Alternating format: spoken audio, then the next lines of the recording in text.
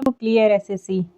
आज 23 सितंबर 2025 का हम लोग इम्पॉर्टेंट करंट अफेयर्स करने वाले हैं, जो एसएससी, बैंकिंग, रेलवे सभी एग्जामों के लिए बहुत इंपॉर्टेंट है। आप लोग इसे पूरा ज़रूर देखिए और वीडियो को लाइक, शेयर, सब्सक्राइब ज़रूर कर दें। चलिए आज का सुविचार देखते हैं। आज माँ ब्रह्मचारिणी माता का दिन है। आज नौ दुर्गा का सेकंड डे है। आज का सुविचार देखिए, आज की पढ़ाई कल की सफलता है, जो समझ गया वही विजेता है। तो स्टडी बहुत इम्पॉर्टेंट है सभी के लिए, कल की सफलता के लिए, और जो समझ गया वही विजेता है। चलिए हमारे पहले क्वेश्चन की तरफ चलते हैं। हाल ही में निर्वाचन आयोग ने किस राज्य में निष्क्रिय 42 राजनीतिक दलों का रजिस्ट्रेशन रद्द कर दिया है? तो इलेक्शन कमीशन ने अभी किस राज्य में 42 राजनीतिक दलों का रजिस्ट्रेशन रद्द कर दिया है? इसका सही आंसर हो जाएगा option number B, Tamil Nadu. B इसका सही आंसर हो जाएगा। चलिए इसका डिटेल एक्सप्लेनेशन देखते हैं। निर्वाचन आयोग ने तमिलनाडु के 42 निष्क्रिय राजनीतिक दलों का पंजीकरण रद्द कर दिया है, क्योंकि वे लंबे समय से चुनावी प्रक्रिया में सक्रिय नहीं थे। यह कदम पारदर्शिता सुनिश्चित करने के लिए उठाया गया है। तमिलनाडु की राजधानी चेन्नई है। राज्यपाल RN रवि हैं। मुख्यमंत्री MK स्टालिन है और फेमस त्योहार पोंगल है। भारत में फिलहाल 2850 से प्लस पंजीकृत राजनीतिक दल हैं। नेक्स्ट क्वेश्चन की तरफ चलते हैं। ई गवर्नेंस पर 28वां 2 दिवसीय राष्ट्रीय सम्मेलन 22 सितंबर 2025 को कहाँ प्रारंभ हुआ? तो ई गवर्नेंस पर 28वां 2 दिवसीय सम्मेलन है, 22 सितंबर को कहाँ स्टार्ट हुआ है? इसका सही आंसर हो जाएगा ऑप्शन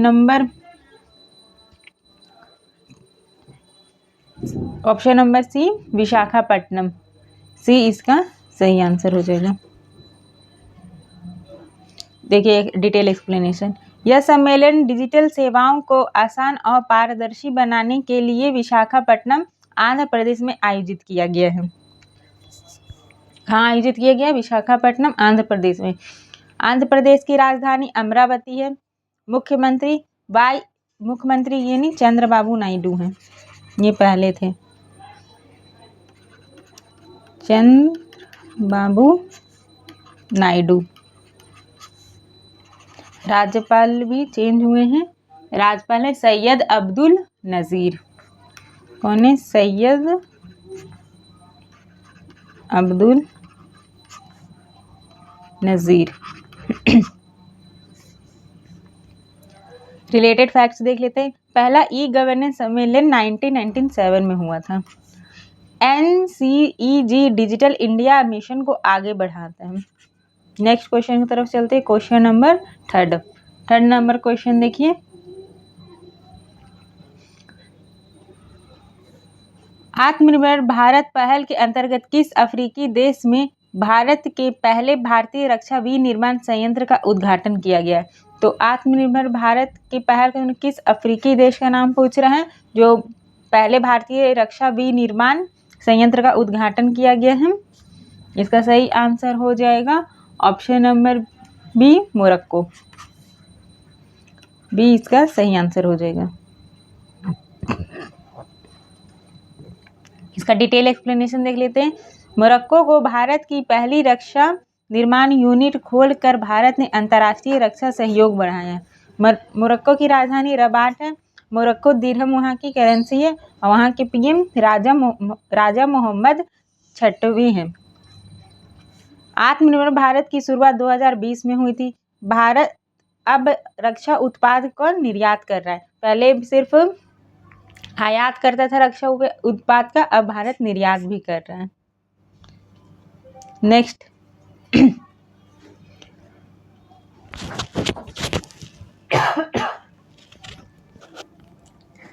फोर्थ नंबर देखिए।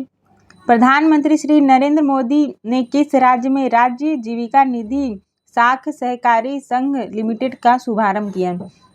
तो प्रधानमंत्री नरेंद्र मोदी जी ने किस राज्य में राज्य जीविका निधि साख सहकारी संघ लिमिटेड का शुभारंभ किया है? इसका सही आंसर हो जाएगा option number B, Bihar. Bihar इसका सही आंसर हो जाएगा। इसका डिटेल एक्सप्लेनेशन की तरफ चलते हैं। इसका उद्देश्य ग्रामीण महिला स्व सहायता समूह की आय में वृद्धि करना है। इसका जो उद्देश्य है वो ग्रामीण महिला स्व सहायता समूह की आय में वृद्धि करना है।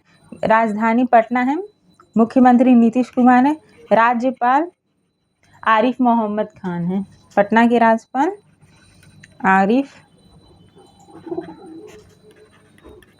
मोहम्मद खान है। बिहार में जीविका महिला सशक्तिकरण का प्रमुख कार्यक्रम है। नेक्स्ट क्वेश्चन की तरफ चलते हैं। क्वेश्चन नंबर 5, हाल ही में किसके द्वारा जेंडर स्नैपशॉट 2025 शीर्षक रिपोर्ट जारी की गई है? तो जेंडर स्नैपशॉट्स 2025 रिपोर्ट किसके द्वारा जारी की गई है? इसका सही आंसर हो जाएगा option number B, UN women and UN DESA. B इसका सही आंसर हो जाएगा। इसका डिटेल एक्सप्लेनेशन देख लेते हैं। देखिए, रिपोर्ट में वैश्विक स्तर पर लैंगिक समानता की स्थिति और चुनौतियां बताई गई हैं। UN वुमेन का मुख्यालय न्यूयॉर्क में है। UN देशा संयुक्त राष्ट्र आर्थिक एवं सामाजिक मामलों का विभाग है। SDG के तहत लैंगिक समानता जरूरी लक्ष्य है। नेक्स्ट क्वेश्चन की तरफ चलते हैं। क्वेश्चन नंबर 6, अंतर्राष्ट्रीय समुद्री सम्मेलन गेले डायलॉग 2025 का 12वां संस्करण कहाँ आयोजित किया गया? तो अंतर्राष्ट्रीय समुद्री सम्मेलन हो रहा है गेले डायलॉग 2025, इसका 12वां संस्करण कहाँ आयोजित हो रहा है? इसका सही आंसर हो जाएगा option number B, Colombo. Colombo इसका सही आंसर हो जाएगा। बी इसका सही आंसर है।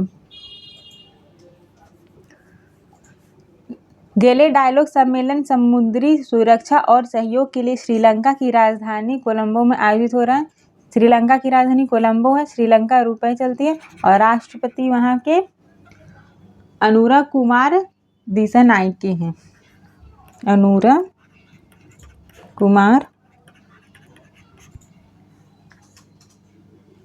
कुमारा दिसानायके।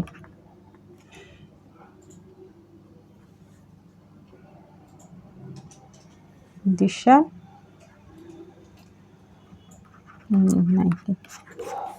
देखिए, यह सम्मेलन इंडो पैसिफिक सहयोग के लिए महत्वपूर्ण है। चलिए नेक्स्ट क्वेश्चन की तरफ चलते हैं। क्वेश्चन नंबर 7,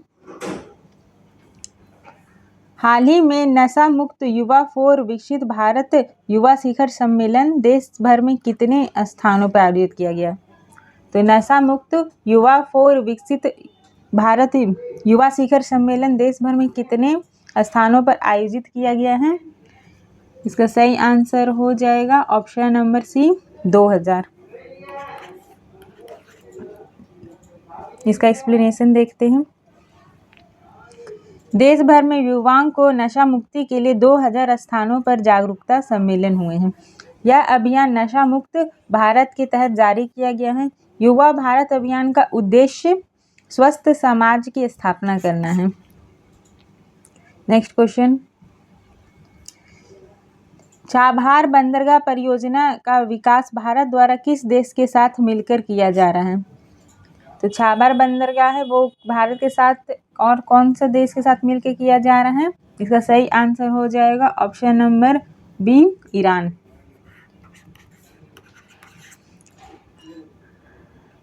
इसको देखते हैं। चाबहार पोर्ट भारत ईरान के आर्थिक सहयोग का महत्वपूर्ण हिस्सा है। ईरान की राजधानी तेहरान है। ईरानी रियाल वहाँ की मुद्रा है। राष्ट्रपति वहाँ के मसूद पेजेशिकियन हैं। मसूद पेजेशिकियन।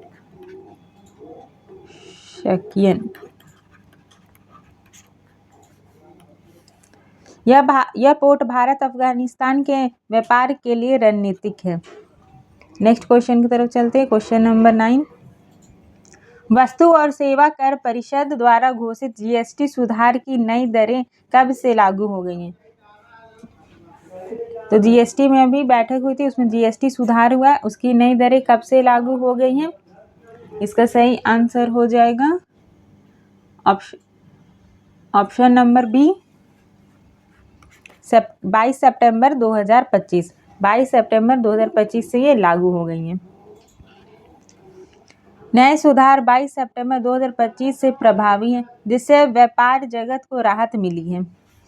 जीएसटी परिषद के अध्यक्ष वित्त मंत्री होते हैं, जो अभी निर्मला सीतारमण जी हैं। जीएसटी 1 जुलाई 2017 से लागू हुआ था। जीएसटी भारत का एकमात्र अप्रत्यक्ष कर है। नेक्स्ट, हाल ही में किस हिंदी फिल्म को 2026 ऑस्कर अवार्ड के लिए भारत की आधिकारिक एंट्री के रूप में चुना गया है? ऑस्कर अवार्ड के लिए 2026 का भारत की आधिकारिक एंट्री के लिए कौन सी फिल्म को चुना गया है? इसका सही आंसर हो जाएगा option number C, home bound. Home bound इसका सही आंसर हो जाएगा। होम बाउंड फिल्म को भारत की आधिकारिक ऑस्कर प्रविष्टि के लिए चुना गया। ऑस्कर अवार्ड के आयोजन Academy of Motion Picture Arts and Science America द्वारा किया जाता है। भारत में पहली बार 1957 में ऑस्कर के लिए नॉमिनेट हुआ था। भारत पहली बार 1957 के लिए ऑस्कर के लिए नॉमिनेट हुआ था। नेक्स्ट, नौसेना प्रमुख एडमिरल दिनेश के त्रिपाठी 22 से 25 सितंबर 2025 तक किस देश की 4 दिवसीय आधिकारिक यात्रा पे हैं? तो किस देश की यात्रा पे हैं नौसेना प्रमुख एडमिरल दिनेश के त्रिपाठी जी? इसका सही आंसर हो जाएगा option number B, Sri Lanka. B इसका सही आंसर हो जाएगा। नेक्स्ट, देखिए, भारतीय नौसेना प्रमुख श्रीलंका के साथ रक्षा सहयोग बढ़ाने के लिए वहां गए हैं। अभी बताए हैं, कोलंबो इसकी राजधानी है। राष्ट्रपति अनुरा कुमार दिशा नायके हैं। मुद्रा श्रीलंकाई रुपया चलती है। भारत श्रीलंका नौसेना संबंध बहुत पुराने हैं। नेक्स्ट क्वेश्चन की तरफ चलते हैं। ई गवर्नेंस पर आयोजित वर्ष 2025 के राष्ट्रीय सम्मेलन की थीम क्या है? तो ई गवर्नेंस की थीम पूछ रहा है, तो थीम क्या है? इसका सही आंसर हो जाएगा ऑप्शन नंबर सी, विकसित भारत, सिविल सेवा और डिजिटल परिवर्तन। सी इसका सही आंसर हो जाएगा, विकसित भारत, सिविल सेवा और डिजिटल परिवर्तन। देखिए, इस थीम के तहत सिविल सेवाओं को डिजिटल बदलाव पर चर्चा हुई है। NCEG राष्ट्रीय ई गवर्नेंस सम्मेलन है। डिजिटल इंडिया मिशन की अहम भूमिका होती है। चलिए नेक्स्ट क्वेश्चन की तरफ चलते हैं। IMF के प्रबंधन निर्देशक किस देश के वित्त मंत्री डैन कर्ज को कोष के दूसरे नंबर के पद पर नियुक्त करने का प्रस्ताव दिया गया है? तो डैन कर्ज को कौन से कोष के दूसरे नंबर पद पर नियुक्त करने का प्रस्ताव दिया गया है? इसका सही आंसर हो जाएगा option number C, United State America. C इसका सही आंसर हो जाएगा। इसके बारे में डिटेल एक्सप्लेनेशन देख लेते हैं। देखिए, IMF ने अमेरिकी वित्त मंत्री डैन कर्ज को डिप्टी मैनेजिंग डायरेक्टर पद के लिए प्रस्तावित किया है। IMF का मुख्यालय वॉशिंगटन DC में है। MD वहाँ क्रिस्टीना जॉर्जीवा है। IMF की स्थापना 1944 में हुई थी। 14 नंबर देखिए,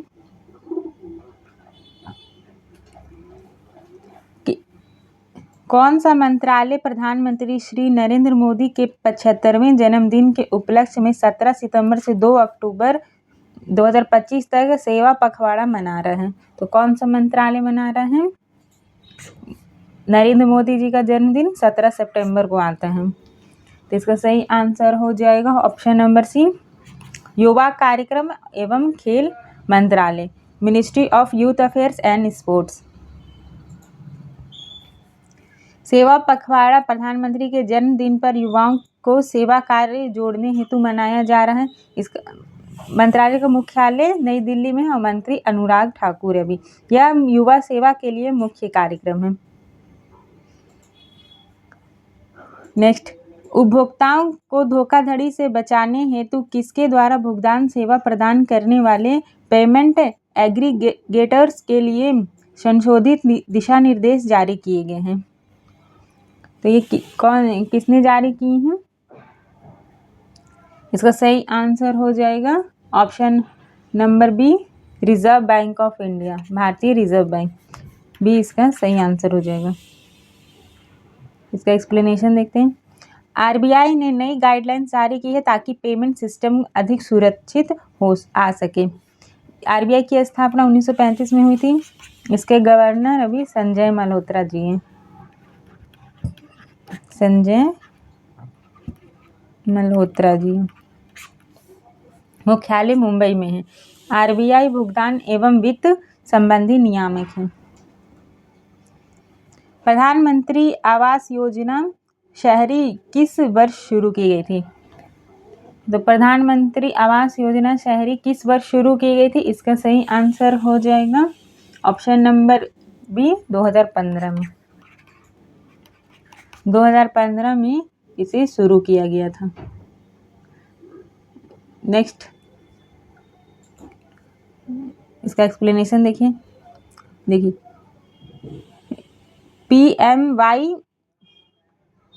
PMAYU का उद्देश्य गरीब को सस्ते घर उपलब्ध कराना था। यह योजना 25 जून 2015 को लॉन्च हुई थी। कौन से मंत्रालय के अंतर्गत आता है? आवास एवं शहरी कार्य मंत्रालय। मिशन कब तक था? 2022 तक सबको मकान देना। 2022 तक सबको मकान देना। 17 नंबर देखिए।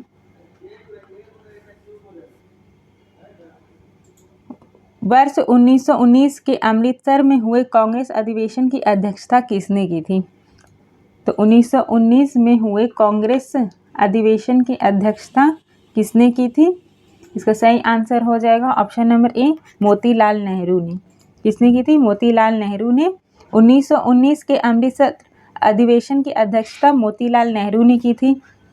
भारतीय राष्ट्रीय कांग्रेस की स्थापना 1885 में हुई थी। प्रथम अध्यक्ष WC बनर्जी थे। 1919 में जालियांवाला बाग हत्याकांड हुआ था 13 अप्रैल 1919 को। नेक्स्ट, कोयला खानों और दलदली क्षेत्र में सामान्यतः कौन सी ज्वलनशील गैस पाई जाती है? तो कोयला खानों और दलदली क्षेत्रों में सामान्यतः कौन सी गैस पाई जाती है? इसका सही आंसर हो जाएगा option number B, methane. Methane पाई जाती है। इसका एक्सप्लेनेशन देख लेते हैं। मीथेन गैस कोयला खानों और दलदली स्थानों पर पाई जाती है। वह उच्च ज्वलनशील होती है। इसका रासायनिक सूत्र मीथेन का CH4 होता है। ये रंगहीन गंधहीन होती है। इसे मार्स गैस भी कहा जाता है। ये ध्यान रखिए कि एग्जाम में पूछा जाता है। मीथेन गैस को मार्स गैस भी कहा जाता है। नेक्स्ट, किस तत्व का रासायनिक प्रतीक Pb होता है? तो केमिस्ट्री में जैसे हाइड्रोजन का H लिखते हैं, ऑक्सीजन का O2 लिखते हैं, तो Pb का क्या होता है? हीलियम का He लिखते हैं, उसी तरह से पूछ रहा है। ऑक्सीजन का O लिखते हैं। Pb का लेड हो जाएगा। सी इसका सही आंसर हो जाएगा। देखिए, लेड इसका सही आंसर हो जाएगा। ये एक लैटिन नाम का प्लम्बन है। प्लम्बम इसका नाम है पूरा। ये परमाणु क्रम लेड का कितना होता है? 82। यह रंग में नीला और सफ़ेद होता है। इसका प्रयोग बैटरी बनाने में किया जाता है। इसका प्रयोग बैटरी में ज़्यादा किया जाता है। नेक्स्ट, भारत के किस राज्य में सबसे बड़ी बंजर भूमि है? तो भारत के किस राज्य में सबसे बड़ी बंजर भूमि है? इसका सही आंसर हो जाएगा option number B, Rajasthan. Rajasthan में है। आधा रेगिस्तानी एरिया है। देखिए, राजस्थान में देश की सबसे बड़ी बंजर भूमि है। यहाँ मरुस्थल का क्षेत्र विस्तृत है। राजधानी जयपुर है। ये नहीं हुआ। राजस्थान का थार मरुस्थल प्रसिद्ध है। नेक्स्ट वीडियो को लाइक शेयर सब्सक्राइब ज़रूर कर दीजिएगा ताकि ज़्यादा से ज़्यादा लोग इस वीडियो को देख सकें। इसका टेलीग्राम चैनल पे PDF मिलता है, क्लियर SSC ऑफिशियल के नाम से है। आप लोग वहाँ जाके इसका PDF भी ले सकते हैं। वीडियो देखने के लिए थैंक यू।